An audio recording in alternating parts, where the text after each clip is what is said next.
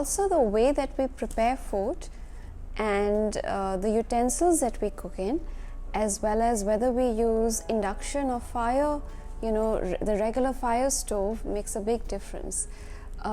Induction or anything that is electric based has an electric energy. It does not nourish the natural Agni, as we call in Ayurveda, or the natural warmth in our body, and hence it doesn't lend the healing aspect of it. Of course, having some foods in the oven and certain foods here and there sporadically is fine, but our daily cooking should definitely not be on induction or anything that is electric based.